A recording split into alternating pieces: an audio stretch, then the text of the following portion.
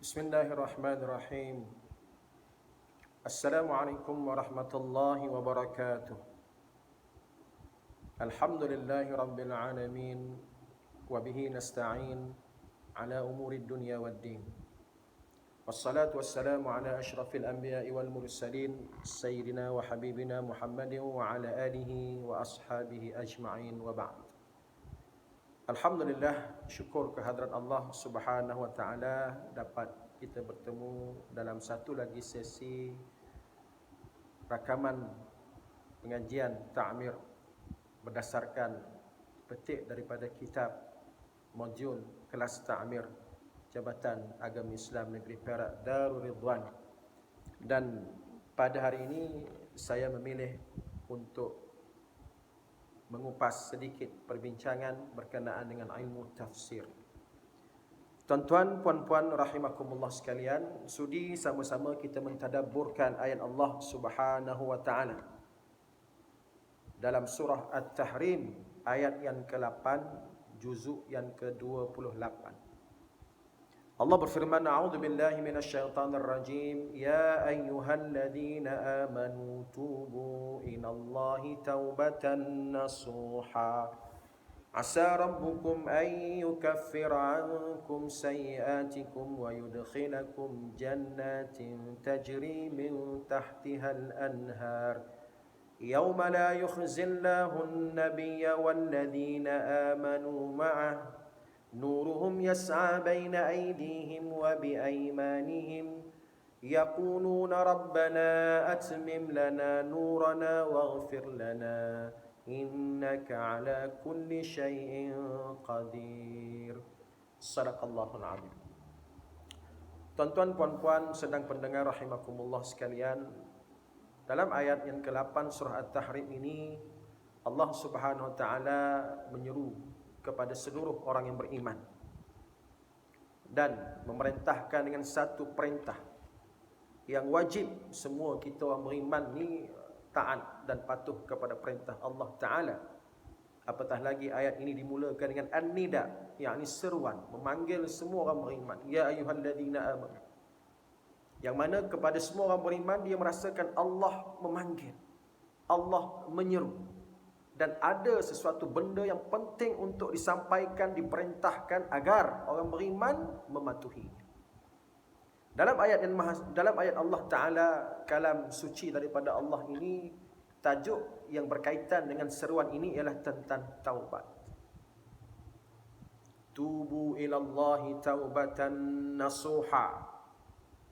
Kalau kita belajar ilmu usul fiqh, sebahagian ulama mengatakan al-amru bima'nal wujub, perintah dengan makna wajib. Tubu, kalau ikut bahasa Arab, semua orang mengaji bahasa Arab dia faham tubu ni fi'lul amri, perintah, kata perintah.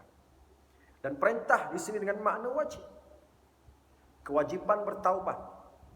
Kerana kita semua sedar dan maklum bahawasanya semua manusia hamba Allah Ta'ala tidak sunyi daripada dosa, tidak sunyi daripada kesalahan, melakukan dosa, kesalahan. Dan yang membezakan antara orang beriman dengan orang munafik ialah dia sentiasa bertaubat kepada Allah Ta'ala. Orang beriman dia akan merasakan dosa itu umpama bukit menimpa kepala. Manakala orang munafik dia tak rasa apa. Dosa tak lebih sekadar ada lalat nyamuk hinggap di hidungnya lalu ditepis begitu sahaja. Waliyahullah. Bagaimana perintah Allah Ta'ala, tubu ilallahi taubatan nasuha, wahai orang beriman bertaubatlah kepada Allah dengan taubat yang nasuha, taubat yang sebenar-benarnya. Al-Imam At-Tabari rahimahullah dalam kitab tafsirnya mentafsirkan perkataan tubu dengan perkataan irji'u, baliklah, kembalilah, min dhunubikum ila ta'atillah, daripada dosa-dosa kamu, daripada kelakuan salah silap kamu, daripada maksiat, benda-benda mungkar yang kamu lakukan, ila ta'atillah wa ila ma yarda, kepada mentaati Allah, kembali mentaati Allah dan kembali mencari keredaan Allah Subhanahu wa taala. Masya-Allah, tabarakallah. Sidang pendengar rahimakumullah, perbahasan para ulama tentang tajuk taubat ni amat panjang. Tidak mungkin sempat saya huraikan dalam masa yang terbatas ini 15 minit sahaja. Namun suka saya kongsikan dengan tuan-tuan rahimakumullah pandangan ataupun pendapat apa yang dinukilkan daripada Sayyiduna Abdullah ibnu Abbas radhiyallahu anhu dalam memberikan ta'rif, pengertian, definisi kepada taubat. Berkata Sayyidina Ibnu Abbas, at-taubatun nasuh an-nadamu bil qalbi wal istighfar bil lisan wal iqla' bil badan wal idmaru ala alla ya'ud. Dan sebahagian ulama mengambil perkataan ini untuk dijadikan sebagai syarat kepada taubat. Taubat perlu kepada syarat. Sebagaimana ibadah-ibadah yang lain dah, ada solat ada syarat sahnya, zakat, puasa, haji ada syarat sahnya. Taubat perintah Allah yang wajib diambil serius oleh kita semua. Semua orang berdosa, saya berdosa, tuan-tuan berdosa. Bulan Ramadan, sempena bulan Ramadan banyak bermuhasabah diri kita, mengenang dosa kita. Dan antara janji Allah Ta'ala kepada orang yang berpuasa, man sama Ramadan, Rasulullah SAW dalam hadis Nabi SAW, sesiapa yang berpuasa imanan wahtisaban, dengan penuh keimanan, dengan penuh pengharapan, akan diampunkan oleh Allah Ta'ala segala dosa-dosa. Itu yang kita harapkan daripada amalan bulan Ramadan yang penuh dengan keberkatan ini. Moga Allah mengampunkan dosa. Baik, bila berbicara tentang taubat, antara syarat taubat yang pertama mesti berhenti meninggalkan larangan tersebut. Berhenti makna tinggal terus. Apa sahaja dosa? Saya bagi contoh apa dosa. Dosa yang melibatkan kita dengan Allah Subhanahu Wa Taala ke, dosa melibatkan kita dengan manusia, dengan makhluk ke. Mana kata berhenti dan meninggalkan. Mana kata tak payah duk sembang lah kalau kata bertaubat, tak mau buat, menyesal. Dalam masa sama masih lagi mengekalkan ataupun buat perkara-perkara yang dilarang oleh Allah Subhanahu Wa Taala. Ini ibarat kata orang Melayu bukan taubat, tapi taubat. Waliyadzubillah. Kita tak mau tahu buat, tapi nak bertaubat. Yang pertama berhenti dan meninggalkan. Saya bagi contoh. Baru ni diviralkan bagaimana sebahagian orang-orang kita yang beratur panjang di kedai pajak gadai. Diviralkan sehari dua ni. Beratur panjang di kedai pajak gadai orang bukan Islam. Maka tergambar di situ Allahu Akbar. Dosanya apa di situ? Dosa riba. Maka bertaubat daripada dosa riba tak ada cara lain melainkan meninggalkan apa sahaja transaksi yang melibatkan riba. Riba ni antara dosa besar. Bahkan Allah Ta'ala mengisytiharkan perang kepada orang yang masih lagi terjebak dengan dosa riba ini. Tinggalkan riba. Apa lagi dosa-dosa yang biasa kita tengok dalam masyarakat kita, yang orang kita masih lagi tak rasa benda tu dosa. Contohnya dedah aurat. Dosa, apa sahaja dosa yang melibatkan ada hukum haram di situ, maka syarat pertama mesti berhenti dan meninggalkan dosa tersebut. Yang kedua, dan inilah yang disebut oleh Sayyidina Ibnu Abbas tadi. Yang kedua ialah mesti menyesal. An-nadamu bil qalbi. Dan menyesal ini daripada hati, kerja hati. Dia bukan kerja mulut. Kadang mulut sembang bolehlah, aku menyesal. Tak, menyesalnya aku dak sesalan yang amat besar. Itu di mulut. Lepas tu kata Ibnu Abbas radhiyallahu anhu, an-nadamu bil qalbi. Dalam hati rasa menyesal. Allahu Akbar. Menyesalnya aku. Dan yang ketiga, adanya azam. Disebut tadi wal idmar. Ibnu Abbas radhiyallahu anhu sebut wal idmar ala alla ya'ud. Ini syarat yang ketiga, azam.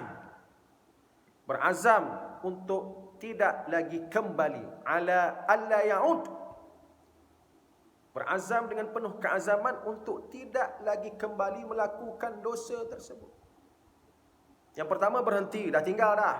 Kadang dia berhenti tapi tak menyesal.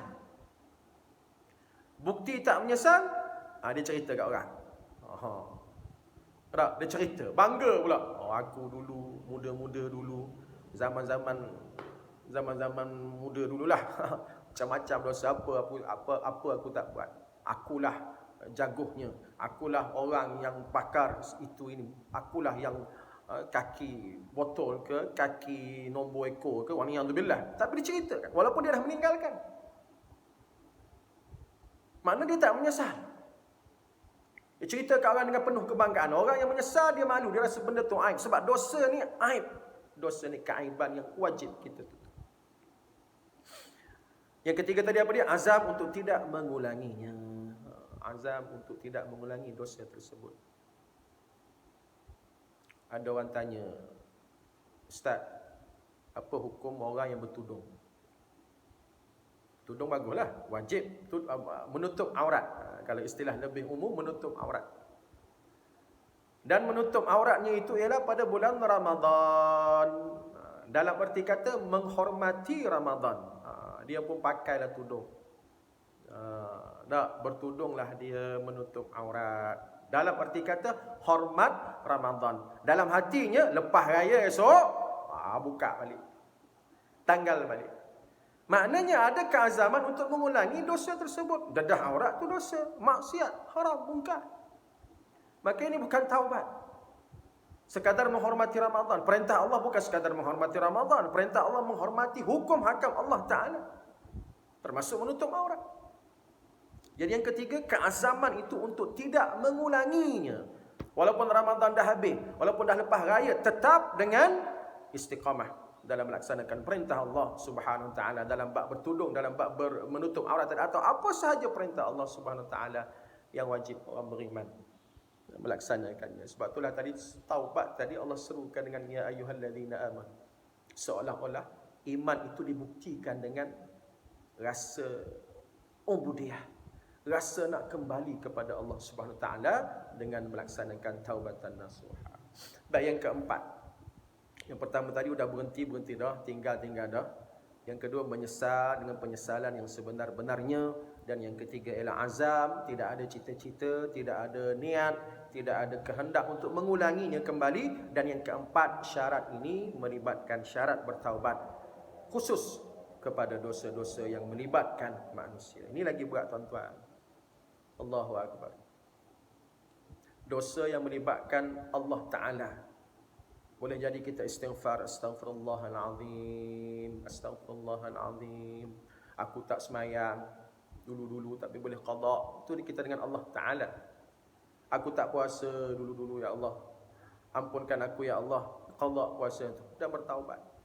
Tapi bila melibatkan manusia, dosa dengan hamba-hamba Allah, dosa yang melibatkan hak-hak hukukul ibad, hak-hak manusia, maka dia tak selesai dengan sekadar beristighfar. Tak selesai dengan sekadar 2 rakaat salat sunat taubat. Tak selesai dengan amalan-amalan sunat. Ya betul, amalan-amalan sunat setengahnya kata ulama menggugurkan dosa-dosa. Wuduk kita menggugurkan dosa-dosa kecil kita. Sedekah kita menggugurkan dosa-dosa kecil kita. Tapi kalau dosa melibatkan manusia, dia tak gugur dengan istighfar, dia tak gugur dengan amalan-amalan sunat, melainkan dengan mengembalikan hak tuan punya, orang-orang yang menjadi mangsa dosa-dosa yang telah dilakukan oleh si hamba Allah tersebut. Sebagai contoh, dosa fitnah. Dosa fitnah, tuduhan tanpa bukti, sengaja mereka-reka fitnah. Tak selesai dengan istighfar di atas 3 sejadah, tak selesai. Tak selesai dengan amalan-amalan sunat, melainkan mohon maaf kepada tuan punya badan yang menjadi mangsa fitnah, yang menjadi mangsa tuhmahan jahat daripada kita. Fitnah dia macam-macam. Macam-macam tuduhan. Bahkan dalam Islam, peruntukan dalam hukum hudud, salah satu kesalahan jenayah dalam hudud ialah qadzaf. Maka tak selesai dengan istighfar, melainkan mengembalikan maruahnya, membersihkan namanya dan mengembalikan hak. Itulah yang dikatakan sebagai syarat-syarat taubat. Sebab tu dosa dengan manusia ni Allahu Akbar, lagi susah untuk taubat. Sebagai penutupnya tuan-tuan, sidang pendengar rahimakumullah, bagaimana Allah Ta'ala sebut balasan kepada orang bertaubat ini ialah asa rabbukum an yukaffira ankum sayyiatikum wa yudkhilakum jannatin tajri min tahtihal anhar. Moga-moga Allah Ta'ala 2 berita baik. Yang pertama, Yang pertama, Allah nak ampunkan dosa. Dengan taubat nasuha, yukaffir ankum sayyiatikum. Yukaffira, kata para ulama, yamhu. Yamhu makna delete, hapuskan segala dosa kamu, segala kesalahan kamu. Dan yang keduanya, wa yudkhilakum jannatin tajri min tahtiha. Ini di akhirat nanti Allah masukkan kita, orang-orang bertaubat insya-Allah dengan izin Allah Taala, ke dalam syurga. Yang mana dalam syurga berbagai nikmat. Jannatin tajri min tahtiha al-anhar, air sungai mengalir di dalamnya. Dan pesan para ulama dalam bab bertaubat ini, ingatlah bagaimana Allah tu Al-Ghafur, Al-Ghaffar, At-Tawwab, Maha Pengampun. Tak kira sebesar mana dosa, tak kira seramai mana manusia buat dosa, Allah tu Al-Ghaffar, Al-Ghaffar, Al-Ghafur, At-Tawwab, Maha menerima taubat. Ingatlah bagaimana kisah hadis sahih riwayat Syaikhan, Imam Bukhari, Muslim, bagaimana seorang yang pernah membunuh 100 orang. 100 orang dibunuhnya, tapi dengan ada keazaman, kesungguhan untuk bertaubat, dan dia mati tanpa melakukan apa-apa amalan, tetapi dengan taubatnya tadi diterima oleh Allah Subhanahu wa taala. Dan juga bagaimana motivasi kepada kita, hadis, walaupun hadis ini dhaif, riwayat Imam Ibn Majah, tetapi hadis dhaif, boleh kita beramal dalam fadilat istighfar, at-taibu minadz-dzambi kaman la dzambala. Orang yang bertaubat daripada dosa seumpama tidak mempunyai apa-apa dosa lagi. Jadi semoga berkat bulan Ramadan yang mulia ini, sama-sama kita ambil pengajaran dan azam untuk kita menjadi pentaubat, orang yang bertaubat.